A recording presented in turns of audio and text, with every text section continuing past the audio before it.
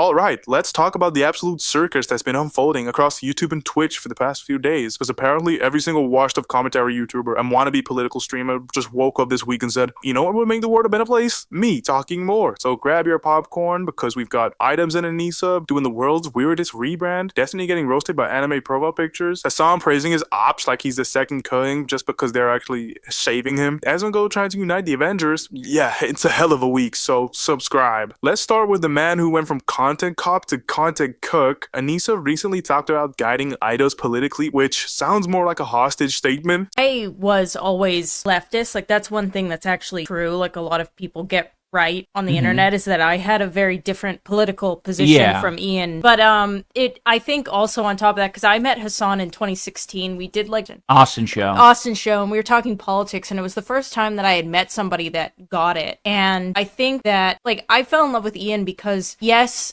he had a certain idea of how the world worked, but I could like, you had a ton of empathy. You cared deeply about people and things. Saying how Ian had a ton of empathy, right, alright, the guy who has a lot of empathy, okay, 32 years old and just discovered empathy. We all know the statement. I mean, everyone said it, everyone's poke-footed it. I think only in these past couple of years have I gained the ability empathy. Right? He's an empathetic guy, and that's nice and all, but every time she talks about him, it sounds less like she's describing her husband and more like she's describing her stray cat she domesticated. And look, we all saw the transformation that happened in real time. Idubbbz going from this guy fearlessly calling out the worst creators on YouTube to a man sitting on his podcast just nodding along while Anissa explains why Hasan is the greatest. Oh, Lord Hasan. Right. Oh, Jesus Christ. It was the first time that I had met somebody that got it. Hasan Piker was the first person to get it politically, which is crazy because she's married to Ian, who is literally now trying to be the streamer version of Hasan. Like, there's this clip here. But I also might want to stream while Hasan's streaming because he deserves like a little competition, especially if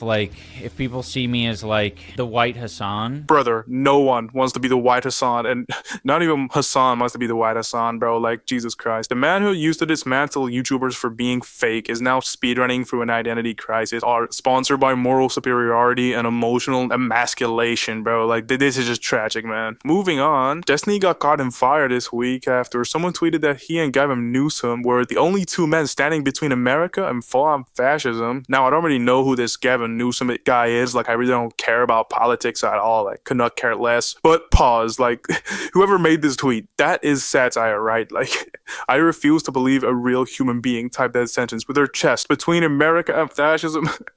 Because when I think of defenders of democracy, I think Destiny and this guy. Like, that's the dream team that nobody asked for, bro. This weirdo that admits to liking rage girls. Like, this guy's a weirdo. There are some 15, 16-year-old chicks that like look pretty fucking hot. Like, I can't help that. Anyway, Nux Talku saw that and dropped what might be the hardest quote of the month. Is getting cucked by your wife a prerequisite or a coincidence?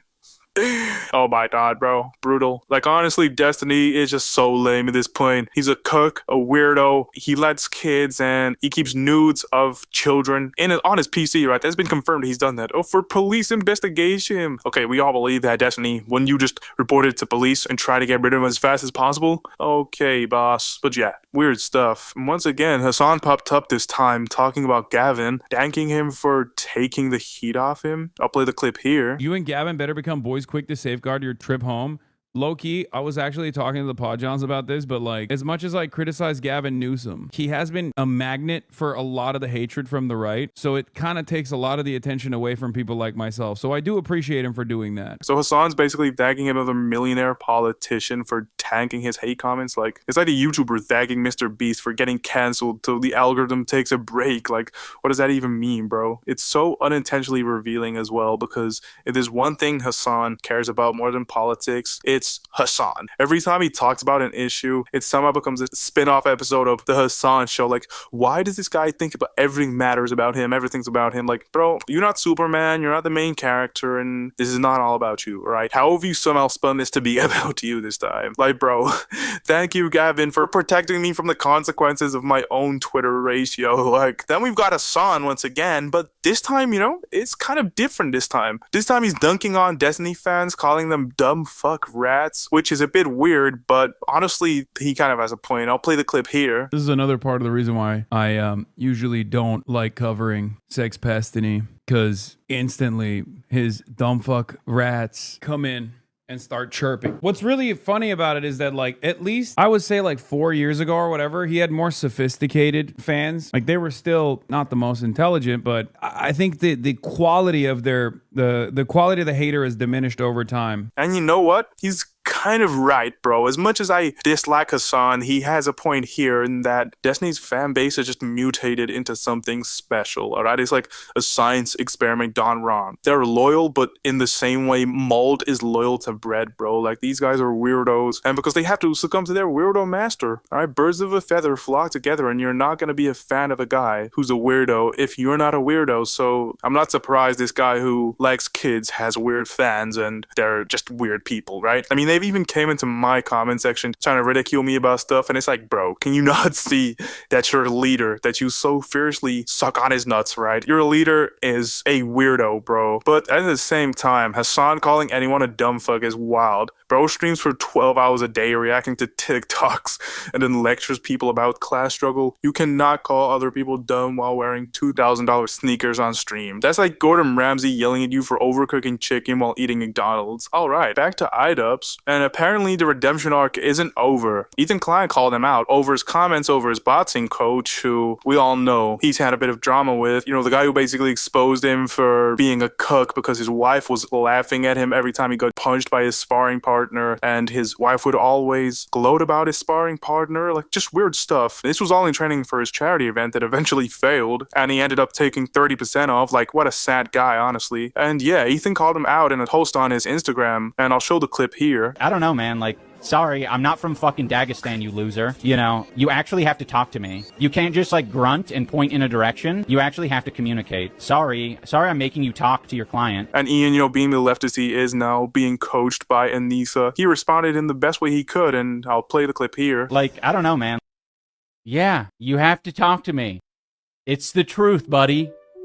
Like, yeah, bro, this is the same Idubbbz who rebranded himself into Mr. Sensitivity 2023 and just talking about empathy, and, you know, he discovered empathy at 32. Like, you know, I thought you were a leftist, bro. Now you're just making fun of people, like, as if this Dagestani guy is some UFC gorilla, like, Eastern European guy that just, like, is some monkey or something. Like, bro, this guy just cannot hide that he's just fake and is just a total grifter. He just doubled down and basically just ignored the fact that, you know, Ethan's talking about the fact that you're making a sensitive joke about someone's race, but, you know, he's just ignoring that. You know, talk to me. It's like, let's address the real point in this situation, bro, and it's that you're just a grifter. And we now got Destiny taking another shot at Hasan, calling him out for skipping TwitchCon because it was too risky, only for Hasan to immediately post on Instagram about attending other events. And yeah, I'd kind of agree with this, because Destiny's take was basically that Destiny, you know, despite being a weirdo, he's kind of a political figure, going out doing public debates while the vice president pushes to prosecute him, which, agree or disagree, he is doing that. And Hasan, you know, he's not going to TwitchCon because it's too risky, and he's immediately jumping out to publicly announce him going to events on Instagram so we can clout farm. And that's true. Like, you only do this for your own agenda. You don't really care about the bigger picture. You're just scared. You don't care about these issues. You don't really want to back up what you say. You do it for your image, and that's sad, honestly, man. Now let's talk about Justin Wang's prediction on Nicholas Diorio being an Idubbbz content cop. Drumroller basically posted that Idubbbz plans to make another content cop style video, and Justin Wang joked that it would be about Nicholas Diorio, who's criticized Idubbbz a lot in the past, and Nick responded by saying, it's gonna be a safe video like Asmongold. If we're diving into new territory, Critical Dinker, who I don't know who that is, would be next. This just sounds like another personal politics motivated video, and honestly, he might be right. Modern Idubbbz doesn't seem interested in calling out scammers or frauds anymore, just people who make him feel morally superior. The original Content Cop series worked because it punched up, challenged egos, hypocrisy, and bad behavior. Now it just seems like he's trying to punch inwards at people he politically disagrees with or reminds him of his old self and things like that, bro. It's just weird. And finally, Asmongold, who came out swinging this week, saying he talked to Ethan Klein about the lawsuits and thinks Ethan should go all in. I'll play the clip here. Is Ethan that vindictive? I think that if Ethan wants to go after this and do it, I mean, like, I've talked to Ethan a little bit. Like, I haven't really organized any of this stuff or,